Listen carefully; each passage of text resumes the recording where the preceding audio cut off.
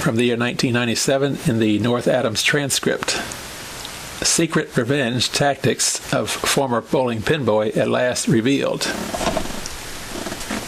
You can bowl a perfect 300 game with a big ball, and that's 10-pin bowling, or you can score 125 by spinning a little ball, playing caroms off deadwood, and striking candle-thin pins with the accuracy of a marksman.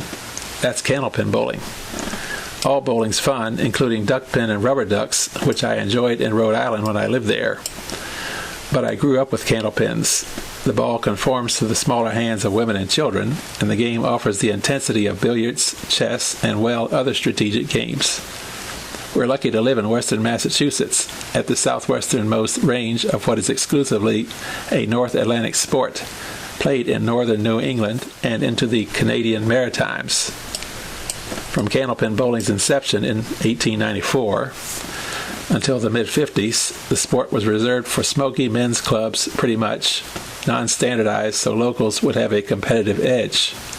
The marketers of 10-pin bowling, knowing this, wisely offered tournaments with huge purses and other inducements in public venues to surge ahead as the commercial version of the sport. Well, no mind.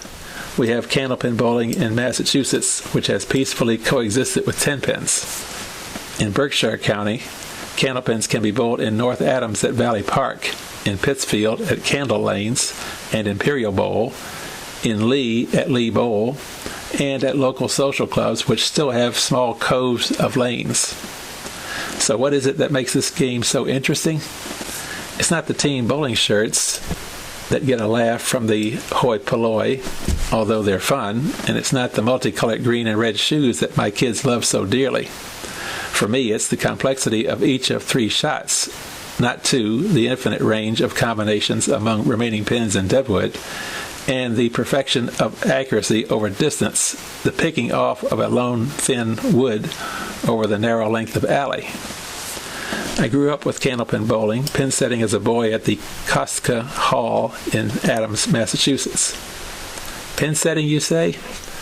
Well, before the invention of automatic pin setters in the mid-50s, the pins had to be replaced when they were struck down. Obviously, this is where the pinboy came in. The faster he was, the more fun the game was for the bowler. In the early 50s, I was paid 11 cents a string and would, at the end of a team night, go home with about $3, including tips. As pin setter, I sat on a shelf at the end of 2 alleys and jumped back and forth between setting pits. If another pin setter played hooky, I'd set as many as 4 alleys, sliding, running, and jumping into pits. Despite the extra pay, setting 4 lanes was twice as hazardous as setting 2. Each night I figured to get hit by flying pins or balls. I was never hit so hard that I had to be resuscitated, but I was hit in the head numerous times, hence my interest in writing, and helped other pinboys who were. But I did make mistakes, miscounting and jumping into the pit before the 3rd ball, or jumping in when bowlers mistakenly threw a 4th. Some bowlers had bets on which pinboy they'd hit first. These wise guys had names like Boomer, Blaster, Bonsai, and Knockout. They threw at high speed, wood so ball and pins would fly. But we pinboys had our method of revenge. We set the invisible 5-pin back of its designated spot behind the head pin, so it would not help take out the back row. Then we snickered as these wise guys bowled wildly as their scores plummeted. We jumped quickly into the pit, kicked, pulled, gathered the pins to our sides, then lifted them between our fingers in a row onto the alley. The idea was to balance the effort between left and right hand, and to set with a rhythmical speed, each pin on its spot, no pin wobbling so it might fall and cause a time-wasting reset. The faster we set, the sooner the bowlers could bowl again, the more money we made.